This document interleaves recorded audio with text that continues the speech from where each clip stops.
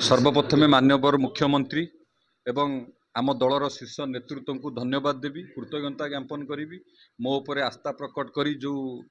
गुरु दायित्व देइचंती शिल्प एवं दक्षता विकास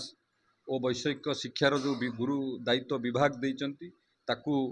सुचारू रूपे तुलेबा पई प्रयास करी।